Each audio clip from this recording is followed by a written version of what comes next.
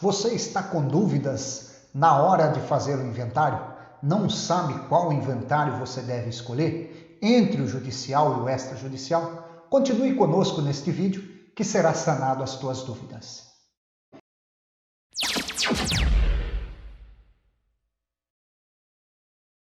Olá amigos, tudo bem? Meu nome é Márcio Aquino, sou advogado na cidade de Sorocaba. Estamos aqui levando até você mais um conteúdo em meu canal do YouTube, conteúdo este da área jurídica. E o tema sugerido aí por alguns inscritos em meu canal, que nos deram aí o prazer em escolher o tema para que nós viéssemos a sanar estas dúvidas. Então acredito que se você está assistindo este vídeo é porque o tema lhe chamou a atenção. Então, antes de nós entrar no tema, eu quero fazer um convite. Você que ainda não é inscrito em meu canal, se inscreva aqui, acione o sininho, porque todas as semanas nós estamos disponibilizando de conteúdos novos, conteúdos estes da área jurídica. E não esqueça também de deixar o seu like, tá bom? Nós já disponibilizamos aí, alguns dias atrás, o tema inventário extrajudicial. É desse lado? Não, aqui, O tema extrajudicial, que está aqui no card. E aí você pode ir lá e ver extrajudicial. Necessariamente hoje nós iremos falar de inventário judicial, tá? Para que nós entendamos o que é inventário judicial, vem o grande questionamento, doutor, o que é inventário? Olha, então vamos lá, muito rápido. Inventário é um procedimento que se relaciona aí, ou é relacionado à transmissão sucessória. Doutor, o que é esse negócio de transmissão sucessória? Olha, quando há o falecimento de uma pessoa, ocorre também a sucessão do seu patrimônio para os seus herdeiros, tá? Isto também abrange os bens, como os direitos, como as obrigações, tudo aquilo que a pessoa que faleceu deixou. Diante disso, existem duas modalidades de inventário. Há o inventário judicial e há o inventário extrajudicial. Tá? Tudo que eu estou dizendo também já está lá no outro vídeo. Muitas vezes há uma confusão entre o que realmente significa cada um desses conceitos. Eu não vou aqui conceituar. No entanto, muitas pessoas pensam que o inventário judicial ele está relacionado a um procedimento menos amistoso, tá? E que o extrajudicial pode ser algo acordado, sem burocracias ou até mesmo sem auxílio profissional. No entanto, não é assim, tá? Não é bem assim que funciona. E claro que com o objetivo de esclarecer ou sanar as principais diferenças entre o inventário judicial e o inventário extrajudicial, também as suas vantagens, desvantagens, também a questão de tempo, é que nós estamos gravando este vídeo. Então vamos lá, o primeiro questionamento que chega para nós. Doutor, por que eu tenho que fazer inventário? Bom, primeiramente, inventário é obrigatório, tá? E, em segundo lugar, é que se caso o inventário não seja feito, não será possível praticar os atos ou até mesmo realizar a venda destes bens deixado pelo falecido. Outro questionamento também que chega para nós, doutor, qual é o prazo que tem para fazer o inventário? Olha, o inventário ele tem um prazo de ser feito em até 60 dias após a data do falecimento. Claro que dada aí toda a sua obrigatoriedade, caso não venha a ser feito, poderão incidir multas aí sobre o inventário. E estas multas eu não vou me prender em números, tá? Se vocês já me acompanham nos outros vídeos, já vê que eu não me apego a números. Mas varia aí de 4 a 8% a depender do estado. Há um grande questionamento, agora sim, como também do inventário extrajudicial. Doutor, o que é o inventário judicial? Então vamos lá. O inventário judicial, ele é aquele em que, como o próprio nome indica, deve-se utilizar da via judicial para que os herdeiros possam regularizar a situação dos bens de um ente que faleceu, tá? E segundo o Código de Processo Civil, esta modalidade ela é obrigatória quando há herdeiros incapazes ou testamento, tá? Além disso, também é a opção disponível para quando os herdeiros se julgam necessários litigar a respeito de certa demanda. A sua abertura, assim como na via judicial, na extrajudicial, deve ocorrer em até 60 dias, tá? Após a data do falecimento, e a própria legislação prevê o seu término em até 12 meses, tá? Isso é teoria. É possível, no entanto, que o prazo seja prolongado quando o processo assim demandar, tá? Doutor, quais são os requisitos para que nós ingressem com esta ação judicial, com o inventário judicial? Olha, os requisitos é simples. Tem que existir herdeiros menores ou incapazes, ter qualquer relação, tá? Ou ter qualquer questão em que os herdeiros estejam em desacordo, ou existir um testamento, tá? Eu não vou agora aqui, eu não vou dizer a diferença do extrajudicial com o judicial, tá? Mas no final deste vídeo nós falaremos. Só que tem algumas vantagens e nós vamos pontuar. Primeira vantagem é que a solução dos conflitos, elas são por meio de um juiz, tá? Outro, existe a proteção aqui aos interesses dos herdeiros menores e também dos incapazes, tá? Então todos vão estar iguais perante a lei, tanto o menor quanto aquele que é maior, tanto o incapaz, tanto aquele que tem a capacidade civil comprovada, tá? Então todos serão iguais perante a lei.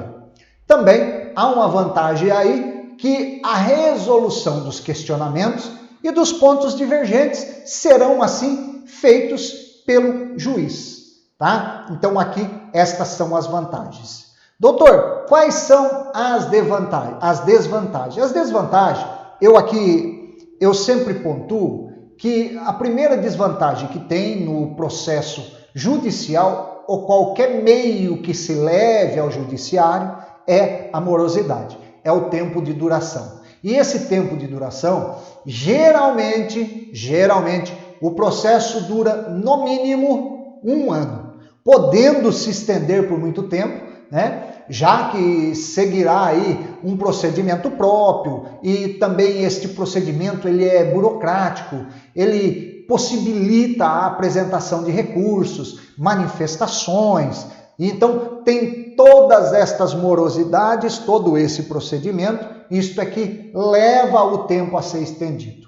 Há um cliente que perguntou para nós, doutor, mas fala para mim mais ou menos quanto tempo leva. Não dá para nós travar, né, a quantidade de tempo que vai levar um inventário judicial. Porque você pode levar um inventário de 1 ano até se estender a 20 anos. Depende muito de cada caso, tá? Outra desvantagens aí que o nosso escritório aqui pontua é a questão dos custos, que em teses são maiores porque devido aos fatores como tempo, e este tempo de duração do processo, a incidência de taxas, essas taxas são relativas aí às diligências realizadas pelo Poder Judiciário. Então, isso daí vai agregando valor no processo. Outra desvantagem também é o local. O local aqui no qual o inventário se dará, ele é definido por lei. E neste caso, não sendo permitida a escolha livre pelos herdeiros, tá? No processo, aqui eu vou abrir um adendo, que no inventário extrajudicial os herdeiros escolhem qual cartório quer fazer. No judicial, não, tá? Quais são os pontos em comum entre os dois tipos de inventários, tá? Tanto o judicial quanto o extrajudicial. Apesar das suas diferenças, também existem algumas questões que são semelhantes nos dois, tá? O primeiro, eu digo que nas duas situações o inventariante precisa ser nomeado. É aquela pessoa que será responsável por representar o espólio, por gerenciar os bens, tá? Enquanto a partilha não for finalizada, e também prestar conta aos herdeiros, tá? A outra igualdade que tem é o prazo para a realização do inventário, que é de 60 dias para ambas as modalidades, tá bom? Caso não seja cumprido esse prazo, poderão aí ser aplicadas penalidades fiscais, como, por exemplo, aí, a multa sobre o Imposto sobre a Transmissão de Causas Mortes e Doação, ITCMD, tá? Há também nos casos que há necessidade do recolhimento do TCMD, tá? A presença de um advogado para acompanhar o processo, ela também é obrigatória nas duas modalidades. Outro questionamento que chega para nós, doutor, é possível vender algum bem que o falecido deixou ao longo do processo do inventário? Olha, regra geral, os bens do inventário não podem ser vendidos ao longo do processo. Contudo, se for necessário, a venda ela poderá ser autorizada pelo juiz, né, por meio de expedição de alvará e após a anuência de todos os herdeiros. Outro questionamento que chega para nós aqui também. Doutor, qual é o melhor tipo de inventário? Olha, é uma pergunta que eu diria que a resposta ela é complexa e não se trata de opção. Ela se trata, sim, de preenchimento de requisitos, tá? De preenchimento de requisitos. Eu falaria aqui, uma orientação nossa. Veja só, se os herdeiros são todos maiores, não tem ninguém incapaz, o falecido não deixou testamento, estão todos de acordo, vá para o inventário extrajudicial. Caso não tenha concordância entre os herdeiros, tá? Aí sim a necessidade de ser levado até o judiciário para que o juiz venha a decidir ou resguardar o direito de cada um ou o quinhão de cada uma das partes, tá? No entanto, eu digo que independente de qual for o meio escolhido, o mais importante é que seja feito, seja realizado de forma harmoniosa, com o intuito de assegurar o direito de todas as pessoas envolvidas, tá? Um outro questionamento que chega para nós também é assim, doutor, os herdeiros sempre poderão escolher entre inventário judicial e inventário extrajudicial? Não. Em alguns casos, como os vimos, a opção é pela via judicial. Esta opção ela é obrigatória, né? Havendo aí a possibilidade de realização do inventário extrajudicial, os herdeiros também poderão optar pela modalidade que preferirem, tá? Outro questionamento que chega para nós. O inventário extrajudicial dispensa advogado? Não. Como vimos, o advogado ele é obrigatório em ambas as modalidades de inventário.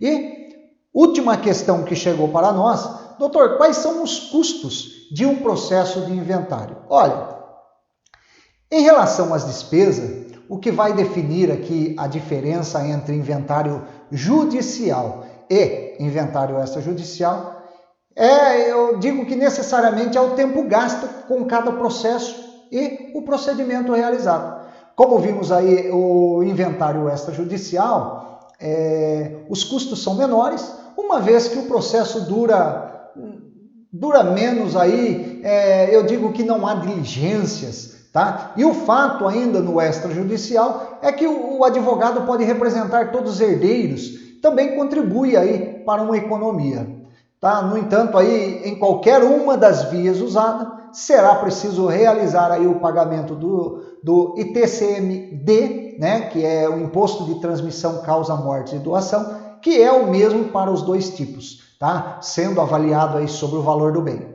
E é importante lembrar também que a alíquota vai variar de acordo com cada estado onde os bens se encontrarem, tá? E enquanto que na via judicial há gastos com as diligências e honorários, na via extrajudicial há gasto com o cartório, tá bom? Há gasto com o cartório. E eu recebi um questionamento que traz aqui uma alusão de tudo isso para nós, e o questionamento é o seguinte: doutor, eu preencho os requisitos para o extrajudicial, só que eu posso fazer pelo judicial? Sim, não há nenhum impedimento para que faça no judicial, tá? Eu não sei se vai haver razão para fazer no judicial, mas mesmo assim eu digo razão óbvias, porque você pode sim escolher pelo judicial, mesmo podendo fazer extrajudicial,